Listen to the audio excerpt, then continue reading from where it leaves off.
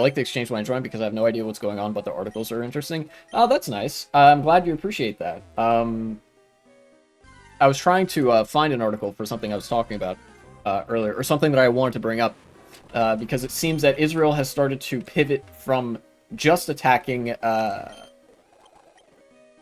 Gaza to attacking Gaza, but also, like, attacking Lebanon. You know, they've been kind of pestering each other back and forth. Israel has been posturing with respect to Hezbollah, which is a very large, I think technically non-state militant group, but they like have some kind of agreements or whatever, as the case for a lot of major militant groups. They have some kind of relationship with the state of Lebanon.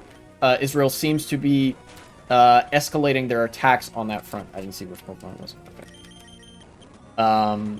Which would be bad. I think suffice it to say that wouldn't be good if Israel is indeed attacking Lebanon now. I can read the one bit that I do have on this. This was a pinned thing from the Al Jazeera live feed. I mentioned at one point in a video that I had regrettably sort of lost one such update, and so this time I made sure to pin it so I could see it later. Some drama from the UK embassy denies it had warned Lebanon of upcoming Israeli attack. So apparently the UK had warned Lebanon that, hey, Israel is about to attack. You know, even countries that are allied with Israel on paper are starting to get very uneasy with the way it's been behaving in the Middle East. And this is significant because, you know, the operation in Gaza, the genocide in Gaza, is one thing because Palestine is not a state. That's part of the whole issue, is that Palestine does not have statehood. Lebanon is a state. They're a member state in the UN, and it would be really, really bad for tensions in the Middle East if Israel attacked Lebanon again. It's been a long time since the last, like, proper war between Israel and Lebanon, but, you know, this is not the first time Israel has been belligerent in this sort of way. I believe the last time was the 1970s or 80s when Israel invaded Lebanon and I think conducted pogroms or did a pogrom, and then the US told them to stop or something like that. But here we go. The UK embassy has dismissed a Lebanese media report that it issued a warning to Lebanon that Israel's planning an extensive assault in mid-June. That's only in about a week. We reject reports, this is a quote, that the UK has suggested, let alone sent diplomatic message to Lebanese authorities that Israel will conduct military operations in June. Said a UK embassy spokesperson in a statement, adding that it's not the UK's role to, quote, comment on Israel's military planning. The UK continues to work towards de-escalating tensions between Israel and Lebanon, the spokesperson added. Our engagement with both sides is focused on generating conditions for stability and security on the Blue Line. We are clear a conflict is not in anybody's interest. Now, obviously, you could take the UK embassy at their word here, but I think we should all know better because this is international diplomacy. That's not really how this stuff works, right? I think this is where you can get a Pokemon, so I'm going to go here.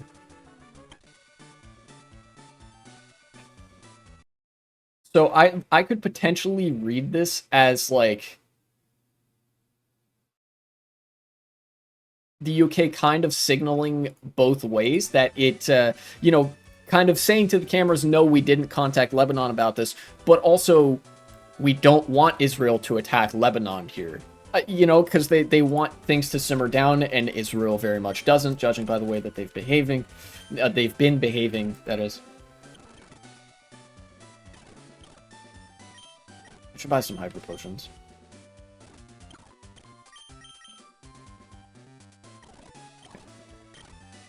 I will sell some of these.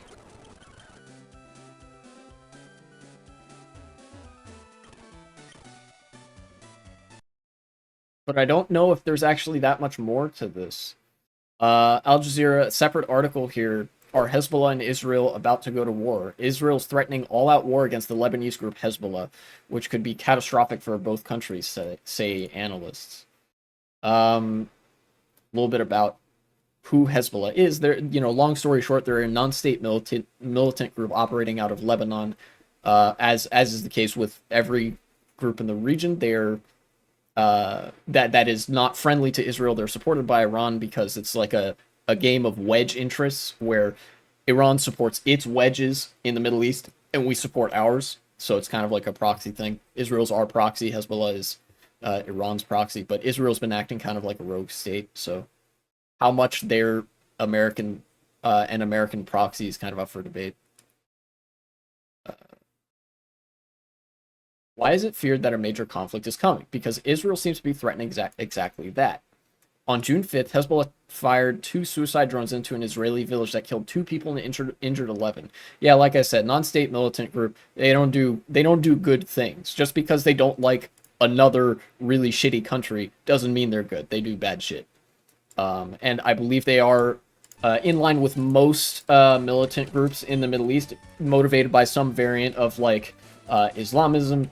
But, you know, extremism is pretty common to all militant groups and even militaries to a certain extent. So it's almost like militaries and militarism and militaristic activities are pretty bad across the board. You know, that's a crazy concept. Israeli firefighters rushed to put out almost 100 fires that broke out from these attacks. Subsequently, Israeli Prime Minister Benjamin Netanyahu said Israel is prepared for a very tense operation on its border with Lebanon. Okay, so the PM directly suggesting that, like, yeah, we could go to war with Lebanon over this, maybe. Israel's far-right national security minister, Itamar Ben-Gvir, visited some of the areas hit by the fires in the north. Said it is unacceptable that a region in our country is targeted while Lebanon remains quiet. We must burn all of Hezbollah's outposts to destroy them. Okay, so that doesn't leave very much room for interpretation.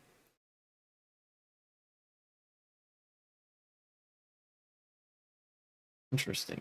Despite Israel's rhetoric, Imad Salami, an associate professor of political science at the Lebanese American University, does not believe an Israeli invasion is imminent.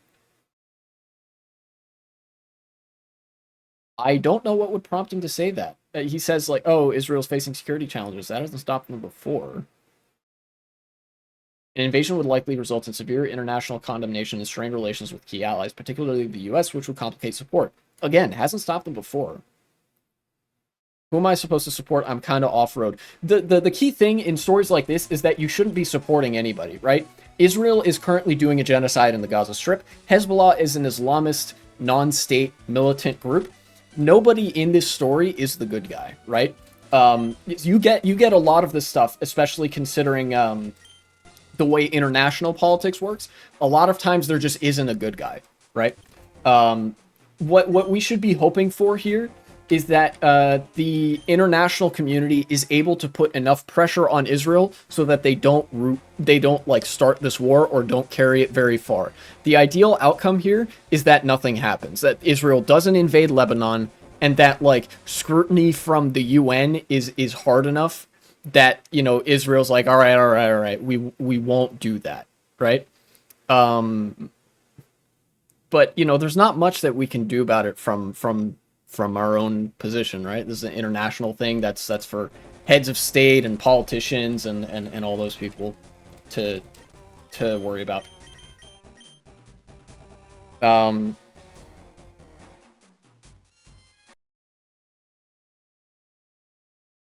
What I'm hoping for in particular is that you know, I think a lot of anything good that can happen in the Middle East right now is contingent on Israel stopping doing what they're doing, right? Because even though I don't like anybody in this situation, from Israel's pattern of behavior, it has been very belligerent. Israel has been very belligerent and been acting kind of like a rogue state. It is wildly out of step with UN suggestions, UN mandates, and stuff like that. Even the US, its closest ally, has started to become more critical of them. And I think Israel has most of the power in any of the situations that they're in right here. Like I said, Hezbollah is a non-state militant group. Yes, they're relatively friendly with the state of Lebanon, but Lebanon is a very small state and doesn't have a massive ally like the US backing them up. Even with Iran, there's only so much Iran can do because Iran is afraid of attracting the ire of the US as well. The US has absolutely devastating power in the region, and Israel is the only country that's kind of on good terms with that, and they have a lot of modern tech.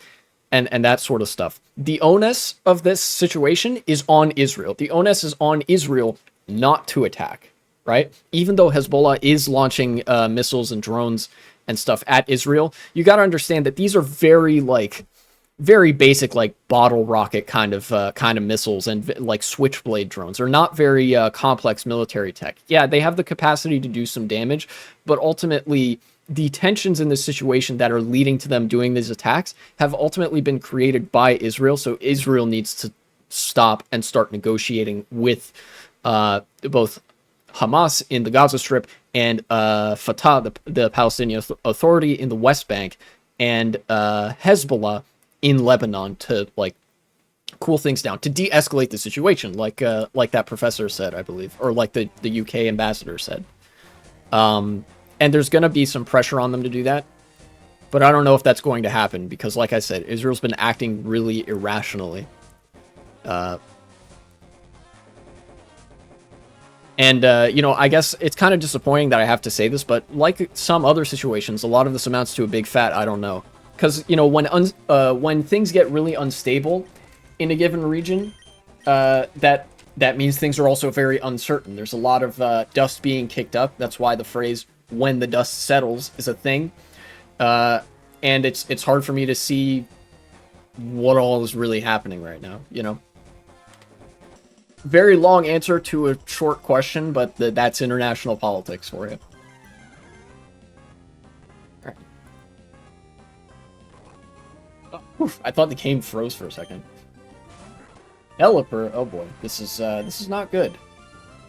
Okay, because I don't give a fuck about it. Sometimes it gets annoying on my timeline. Yeah, look, the Twitter and social media is almost entirely disinformation when it comes to this kind of stuff. A lot of people's views on international politics is motivated by a little thing that we call campism, which is kind of like politics as a team sport. A lot of people will you know, take the Free Palpatine. Yes, I agree. A lot of people will take the sort of approach of X country is good and Y country is bad. Like, you know, one country is good, one country is bad.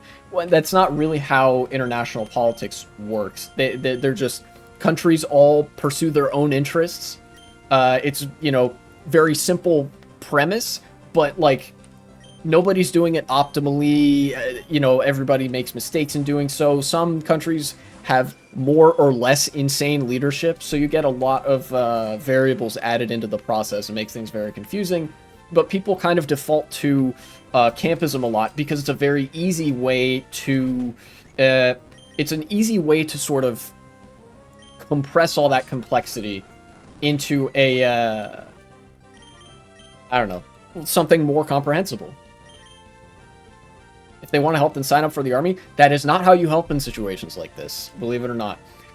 You know, a lot of the tensions that are being exacerbated right now are military in nature. So people joining the army would make things worse rather than fixing them, I think.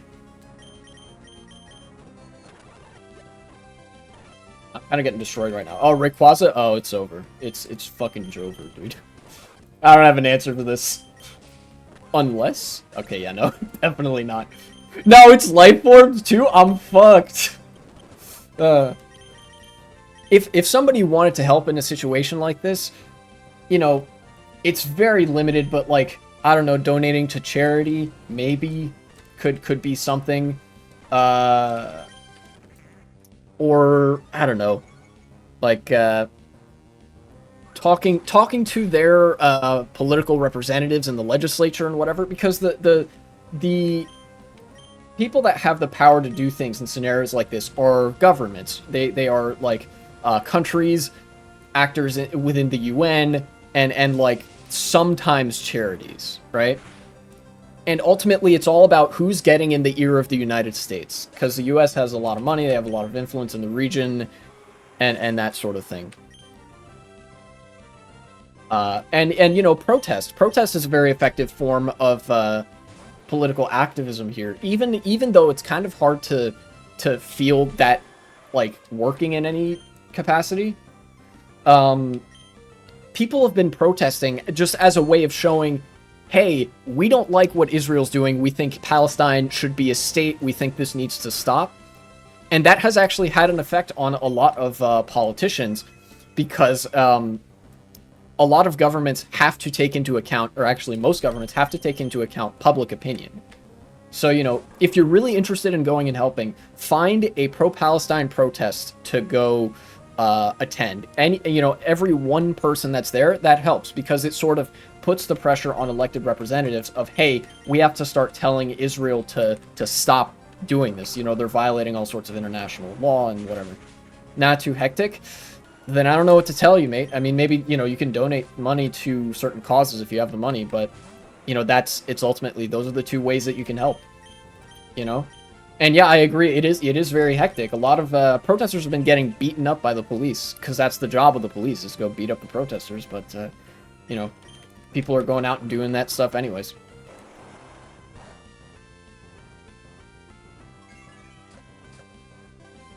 Substitute, eh?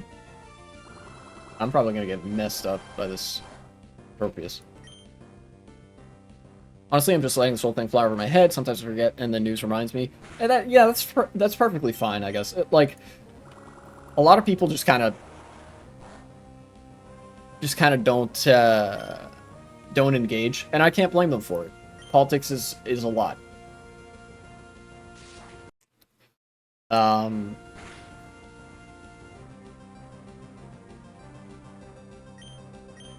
Yeah, no, I don't know what else there is to that whole story. Maybe I'll get fucked up by this gym leader, and then I'll see if there's any last bits I can find about Israel potentially attacking Hezbollah or Lebanon at large. But if not, I'll probably conclude the segment there. Yeah, no, okay. It seems that that's the whole Israel is kind of posturing to attack is the latest and greatest on that front of news. So I can't really speak to what will happen, but I can speak to the motivations of Netanyahu for escalating like this, right? I've mentioned Israel at large acting like a rogue state, and that's because they fucking hate Arabs and Muslims over there. Many such cases, states do that sometimes. But Netanyahu in particular has been a big driving force in this. And that is because of all the hot water that he's in, both with the courts in Israel and with the courts internationally. Israel isn't a signatory of the international courts. They're not a member. So he just has to not leave Israel if he doesn't want to get BTFO'd by the courts there. But the courts in Israel aren't very happy with Netanyahu either, because he's been consolidating power and attacking the judicial system there. So they kind of want him to stop doing that, and he's under investigation, I think, for corruption. This was a story from a while back, but he's kind of damned if he does and damned if he doesn't. So what he wants to do effectively is keep Israel in a state of war for as long as possible so he can stay in power. And what gives me some hope that this situation might actually resolve is that nobody likes Netanyahu. Really, nobody. His approval rating is super low in Israel. Joe Biden doesn't like him. Americans don't like him. Israel's allies don't like him. Even a lot of his own cabinet has criticisms of him, and he's like, there's some turmoil in the Israeli government. If he gets ousted, things might change. But I think that's about it. You know? So basically, you shouldn't root for anybody in this situation, but you should hate Netanyahu because he's slimy and authoritarian and hates an entire ethnic group of people, and that's pretty bad. So,